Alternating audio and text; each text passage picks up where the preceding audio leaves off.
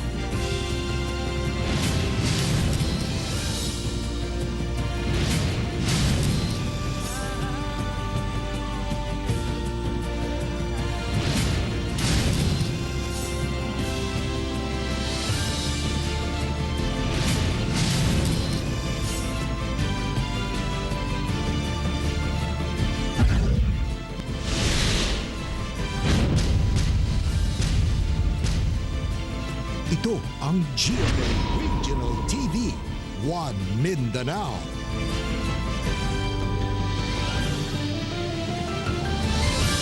Maayong hapon Mindanao, kini ang GMA Regional TV 1 Mindanao. Hatod namo ang pinakadagko ug pinakulahing balita sa Mindanao. Ako si Teco Campo. Sara Hilomen Velasco. Rial Soroche, live gikan dinhi sa GMA Davao Complex. Pangulong Duterte may bisita sa lubganan siyang mga ginikanan, samtang closure sa mga sementeryo istriktong gipatuban. Atong sayron ang detalye sa live report ni Argel Relator. Argel.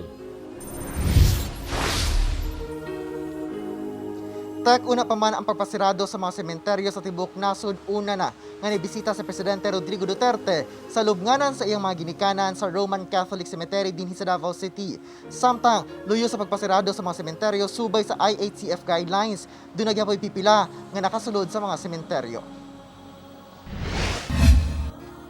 Una pa man pasiradaan ang mga sementeryo sa nasud. Gibisita na ni Pangulong Rodrigo Duterte ang mosuleo sa iyang ginikanan nga sila Governor Vicente Duterte og Soledad Nanay Suling Duterte sa Roman Catholic Cemetery. Kauban sa Pangulo ang iyang common law wife nga si Hanilat Avancenia og Senator Bongo. Wala kaayo magdugay ang Pangulo sa lugar ug gipauli kini sa ilang balay dinhi sa Davao City. Samtang sugod karong adlaw, mao kini ang sitwasyon sa Davao Memorial Park. Sirado ang gate, gibantayan sa gwardya, barangay ug kapulisan.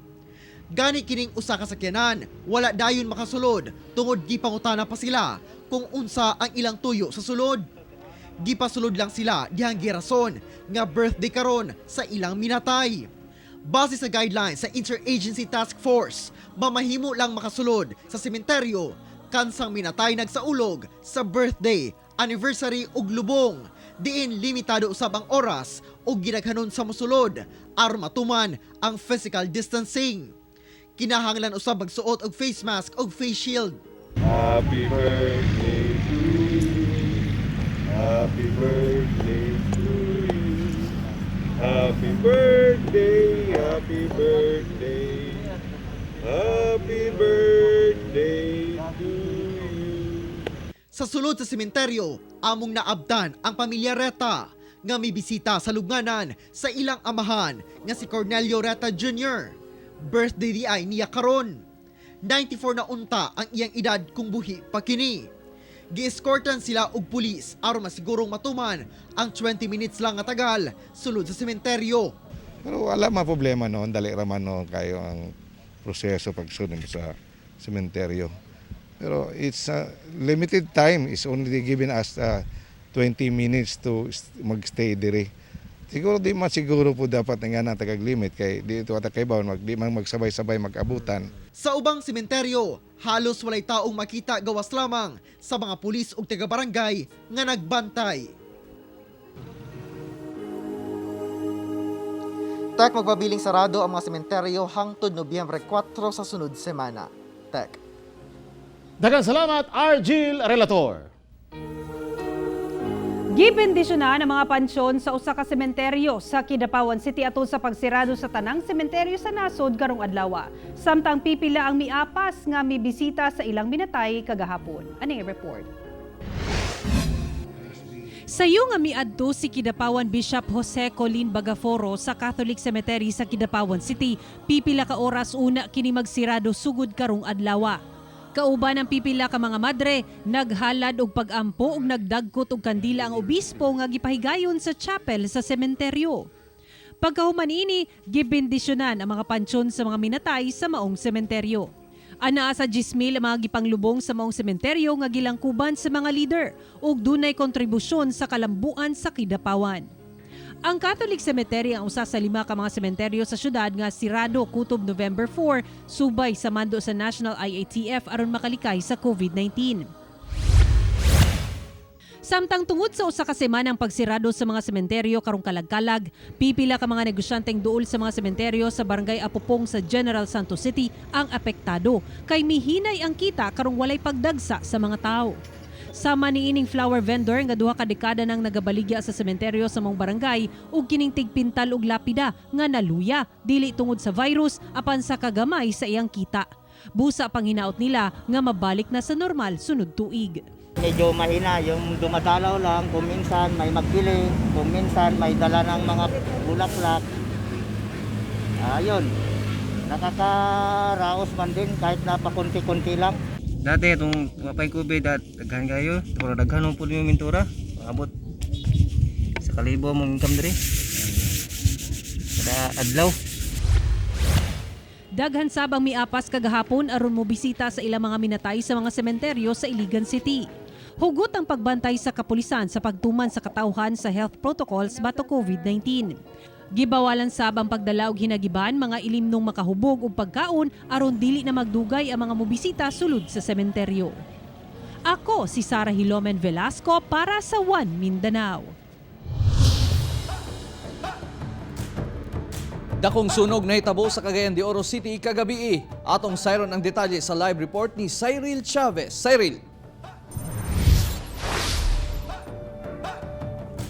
Yes, Real, pipila ka mga banay ang nawad-an og panimalay tungod sa sunog nga nitabo sa Barangay Puntod nga midanyos pa og dulan tunga sa milyon ka pesos ang kantidad.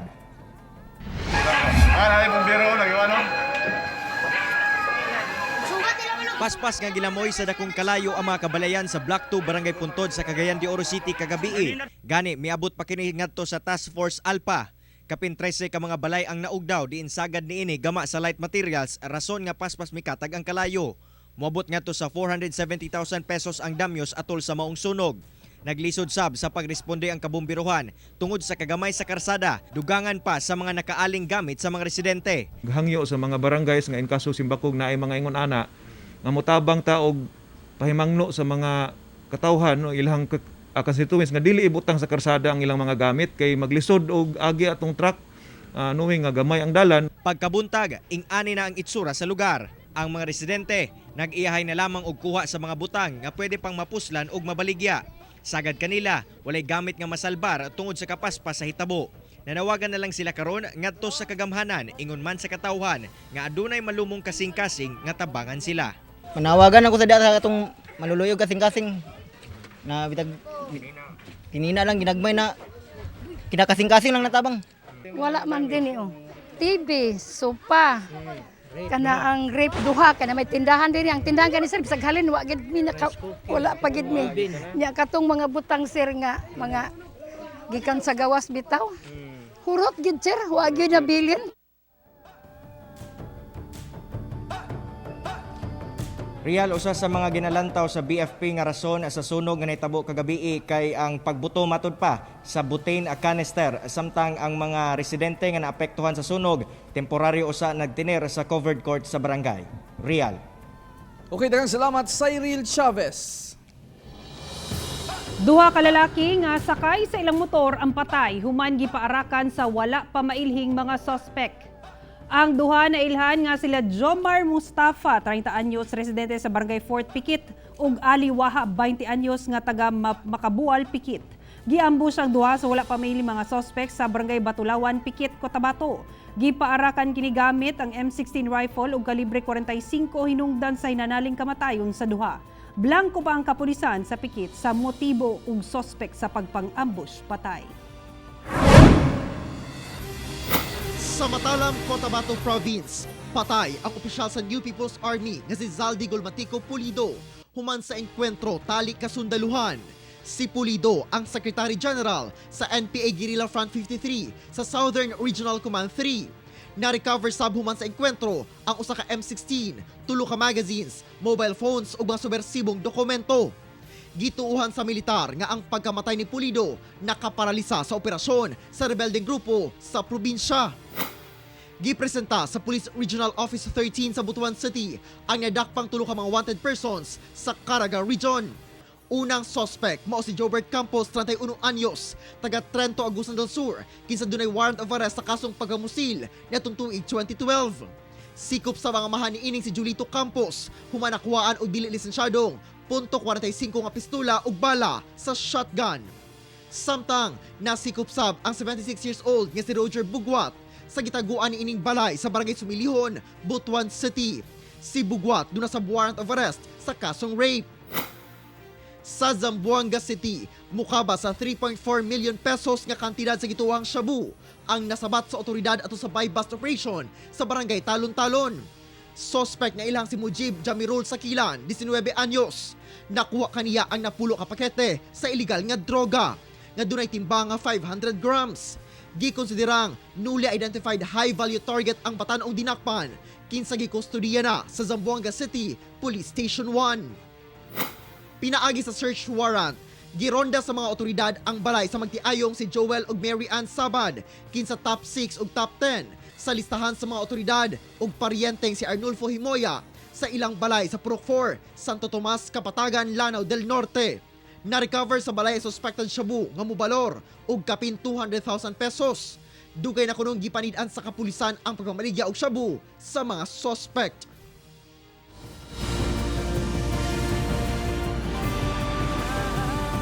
Ito ang GMA Regional TV, One Mindanao.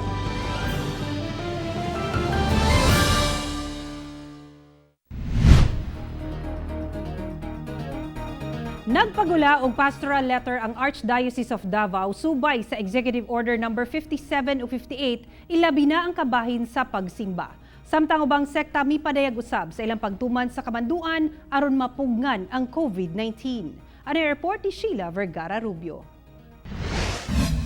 Sa Pastoral Letter No. 12 nga gipakanaog ni Davao City Archbishop Romulo Valles, gituki niini ang pipila ka punto sa duha ka executive order sa Davao City LGU, may kalabutan sa mass gathering kung asa malakip ang pagsimba. Gipahimangnuan sa arsobispo ang mga simbahan sa Katoliko nga himuong duha ka metro ang distansya sa lingkuranan sa mga manimbahay. Gipahinumduman usab nga gidili ang pagtambong sa simbahan sa mga tawo nga nalakip sa vulnerable age ug vulnerable sector. Giklaro usab sa Archdiocese base sa ilang pagpangutana sa kagamhanan nga ang gidili mao ang community singing ingon man pag-inistoryahay sa mga manimba. Sumala pa nga base sa mga naunang pastoral letter, gimando na nga bugtong kantor lamang ang nagakanta sa misa o gina-recite na sa pari ang ubang parte sa misa nga kaniadto ginakanta. Samtang mamahimo usab nga mag-play og instrumental music sa ubang parte sa misa. Sa kabahin sa ubang sekta, sama sa Chinese Baptist Church, una pa man gimando ang 2-meter distance sa matag musimba, gipatuman na nila kini. Gikan sa 1,200 capacity sa simbahan, karon 190 na lang. Lisod man kuno nga laon una ang pagkanta ilang gihapon kining tumanon subay sa executive order sa mayor. Istrikto usab nilang ginapatuman ang health protocols ug by reservation ang pag-attend sa simba. We will adjust, and my admonition to our parishioners is we will comply with the EO of the mayor, because for me this is not they are not against the worship of God. This is simply this is desperate times and we need to cooperate. Samtang giklaro sa EO 58 nga edad 18 below ug above 65 ang vulnerable age nga dili makasulod sa simbahan. Ako si Sheila Vergara Rubio para sa One Mindanao. Usa ka tulay sa Cagayan de Oro City nga gihimong tambayan sa mga curfew violator gironda sa kapulisan, samtang sari-sari store og billiard hall gipang sita usab. Dugang detalye sa report ni Cyril Chavez. Padayong gibalik-balikan sa kapulisan sa Police Station 2 Cogon ang Tagwanaw Bridge sa Barangay Indahag, kinihuman nga nahimo kining tambayan sa mga malapason sa curfew ug liquor ban. Namatikdan kuno sa kapulisan nga sagad sa mga nagatapok sa mong lugar matag gabii mga batan-on ug gadala pa og mga ilimnong makahubog. Busa sa ilahang pagronda, ubay-ubay ang mga nasapon ug giisyuhan og ordinance violation receipt. Amo kamong giawhag yangyo na sa matag alas 9 sa gabi kami naga-implementar gyud og mahong curfew. Dili kami magkatubili nga idakop mo og isyuhan mo og ordinance violation receipt. Samtang sa padayon nga paglibot sa Regulatory Compliance Board kon RCB ug kapulisan, ulahing nasita kining usa ka sari-sari store ug billiard hall sa Lirio Street, Barangay Carmen nga abli gihapon og gadawat og customer bisan pa man lampas na sa curfew hours. Nasayran sab sa RCB nga walay business permit ang maong sari-sari store ug ang billiard hall wala nakasubay sa health protocols. Lakip sab nga giisyuhan og ordinance violation receipt ang duha ka tawo nga nakalapas sa curfew sa syudad. Ako si Cyril Chavez para sa One Mindanao. Luyo sa pandemya, gipahigayon gihapon ang Mindanao Art 2020 din klase-klaseng artwork nga hinimo sa gatusan ka Mindanaoan artist ang gipang display. Ano ang report ni Jandy Esteban. Pinaagi sa mga nindot nga imahe, klase-klaseng istorya sa pandemya ang gipadayag sa kapindusentos ka Mindanaoan artist gikan sa nagkadaiyang lugar sa Mindanao atol sa Mindanao Art 2020. Kini ang labing dakong art exhibit sa Mindanao ug usa sa labing dakong art exhibit sa Southeast Asia. Duna kini temang Living Art in a New Landscape. Gwapo na naitapok namo ang among ideas na hoping that we can come up with a new way of thinking for living in this new landscape. Lakip sa mga display ang obra sa mga differently abled. Ang frame sa pipila ka artworks giporma og balay, subay sa stay at home nga konsepto. Makita sa mga artwork nga bisan sa kalisod nga dala sa pandemya, do nagihapon kini positibong epekto. Mas napalig-on ang relasyon sa pamilya, pagbaton og disiplina ug ang pagtinabangay. Usa sa mga artist nga misalmot sa exhibit ang Dabawenyong si Leo Patos. Iyang gipinta ang hulagway sa iyahang amahan, kay mas na-appreciate daw niya ang pag-amuma sa iyahang ginikanan karong panahon sa pandemya. Ang art na dakog tabang to express sa heart, makawala og mga problema or anxiety. Na-realize na ko nga pinagi sa atong talento sa pagdrawing. Mapakita na to sa uban nga ang appreciate natin kinabuhi bitaw.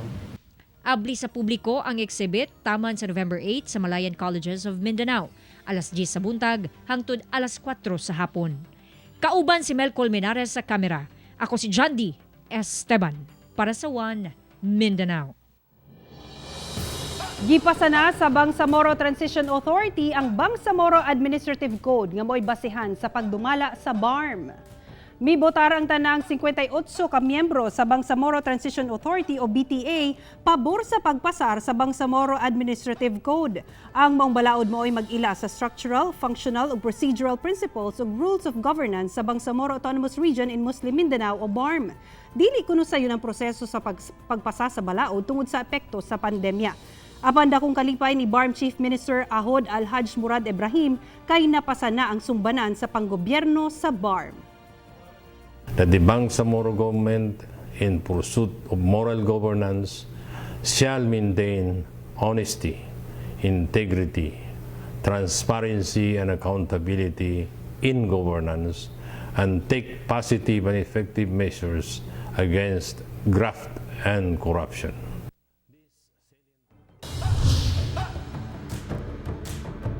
Anak sa kapitan sa Barangay Balubal sa Cagayan de Oro City na dakpan sa bypass operation sa PIDEA. Dugang detalye sa report ni Cyril Chavez. Nadakpan sa mga personay sa Philippine Drug Enforcement Agency Misamis Oriental si Uriel Ian Mikabani, anak sa kasamtangang kapitan sa Barangay Balulang nga si Edwin Mikabani atol sa gihimong drug bypass operation. Doon na usab nakuhang napulo ka pakete sa gituwang shabu nga mobalor og dulan 70,000 pesos sa apartment unit diini sa Zayas, Barangay Carmen. Usa ka bulang gipanid-an sa PIDEA ang sospek, labi pa nga mamili sab kini sa iyahang mga ginabaligyaan. ang iyang pagpayud sa ginadili nga droga, pwede ra ka maanhi diri, ang katuod na ka. Then usahay pod gagamiton pod niya iyang sakyan dili lang sa pagkuha sa iyang supply, kundi apil na pod og pagpamaligya na pag-deliver sa iyang mga customer. Wala na mihatag og pahayag ang suspect ug amahan ni ining kapitan sa barangay Balulang. Ang iyang sa iya pong istorya ganina, sa suspect nga na sila misunderstanding sa iyang papa mo na nagpuyo siya dinhi. So ang iyang istorya ganina is almost a month pa siya dinhi nagpuyo. Gikustodiya na sa PIDEA Misamis Oriental ang suspect kinsa magatubang og kasong paglapas sa RA 9165 o Comprehensive Dangerous Drugs Act of 2002. Kauban si James Yap sa kamera. Ako si Cyril Chavez para sa One Mindanao.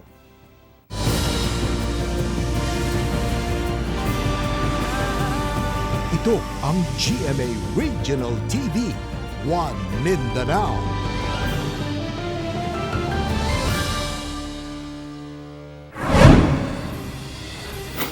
Arestado ang 4 ka lalaki nga nagsabong-sabong sa Purok 1 Barangay Duungon, Butuan City. Ang mga sospek gilang sila Clemente Pulido, Rodolfo Palaran, Rosalito Florida ug Amilito Gicoso. Samtang nakaikyas ang usa nila kakaubanan nga si Ryan Palaran. Nakumpiska gikan sa mga sospek ang 2 ka buhi nga panabong nga manok, kwarta nga 940 pesos ug mga personal nga gamit. Sa Butuan City gihapon dakpan ang 2 ka pahinante ug 1 ka driver diyang naaktuhang gina-deliver ang ilang kinawat nga kinartong kape nga nagkantidad og 118,800 pesos. Ngadto sa usab nila kahigala, ang mga sospek na ilang sila Paul Butalid, Kevin Dilihero ug Christian Terad. Nadakpan sila pinaagi sa assistant manager sa ilang kumpanyang ginatrabahuan kinsa misumbong sa kapulisan. Sa Cabadbaran City, Agusan del Norte, sikop sa PIDEA ang 2 ka lalaking sila June Mark Lamadra alias Makmak ug Jaymar Gonzaga alias Plongplong atol sa bypass operation sa Barangay Kalibunan.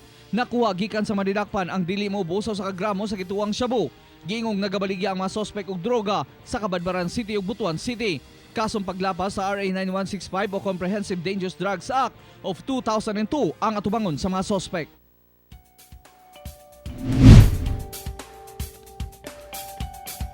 Nagpadayon ng pagpanghatag og serbisyong tinuod sa GMA Regional TV labi na ngadto sa mga naapektuhan sa pandemya pinagi sa atong Kapuso Barangayan on Wheels. Ug nihigayuna, mga kapuso nato sa Barangay Panakan sa Davao City ang nakabenepisyo. Ani ang report. Pinaagi sa pagbaligya og tanom, ginabuhi ni Nanay Lucia Celeste, 74 anyos nga taga-barangay Panakan, Davao City, ang iyang banay. 8 ang ilang anak sa iyang bana nga paralisado na, kay naoperahan tungod sa ulcer na pulo ka tuig na ang nakalabay. Apan 7 na lang karon human namatay ang usa niya ka anak tungod sa aksidente. Pait gayud kuno karong panahona, busa mapasalamaton siya sa hinabang nga gihatag sa GMA Regional TV Kapuso Barangayan on Wheels. Tagay lang ko intawon Ginoo og maayong lawas kay para nga maka lahutay ko ani among kalisod hantod buhi pa mi. Nagpasalamat ko sa GMA nga nakatawang sila nako og mga pila ka adlaw nga namong gamit. Daghan kaayong salamat. Way puas ang pagpaningkamot ni Nanay Lucia. Busa na ningkamot sabang GMA Regional TV nga mahatdan og hinabang ang mga sama niya. Nagtinabangay ang mga anchors ug correspondent sa GMA Regional TV 1 Mindanao sa pagrepack ug pagsulat og mensahe nga makapadasig aron mo padayon taliwala sa pandemya. Sa venue, gisiguro sa Kapuso team nga mahinlo ang lugar. Ang matag benepisyaryo miagi sa istriktong health protocols batok COVID-19. Sa katapusan, mabati ang kalipay sa matag benepisyaryo dihang nadawat na ang ilang hinabang. Dako og tabang sa mga katawhan nga nanginahanglan labi na gyud karon sa pandemya gani ma'am. Dako kayo salamat kaayo sa inyong mga suporta nga gihatag dito sa mga katawhan. Kay dako ning kanang opportunity sila nga nakatabang sa ilahang panginabuhian. Ang Kapuso Barangayan on Wheels usa sa mga aktibidad sa GMA Regional TV agig pagsaulog sa 70th anniversary sa GMA Network nga mitumong sa paghatod og serbisyong tinuod. Daghang salamat sa GMA Regional TV! Kauban si Joe Pascual sa kamera, ako si Sara Hilomen Velasco para sa One Mindanao.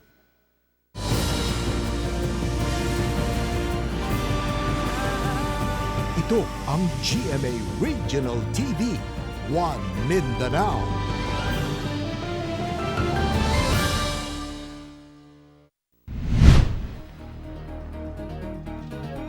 Halos 44.5 milyon katao na ang dunay COVID-19 sa tibuok kalibutan. Sa Pilipinas, sobra 376,000 ang nataptan ug kapin 20,000 ang mga taga Mindanao.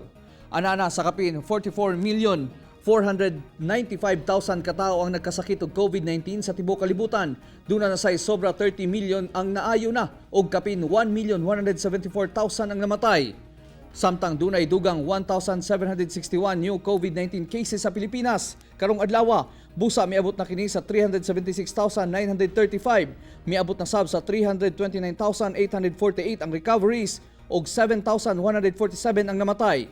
Ug sa Mindanao, 20,191 na ang dunay COVID-19, 13,355 ang naka-recover ug 697 ang namatay. 1-year-old baby girl sa Cagayan de Oro City nalakip sa magbanay nga nagpositibo sa COVID-19. Ano ang COVID-19 update sa Mindanao? Pinaagi ni ining report. Gilockdown ang Babac District Hall sa Samal Island human dunay nagpositibo sa COVID-19. Gihangyo sab nga dili una moadto sa maong lugar.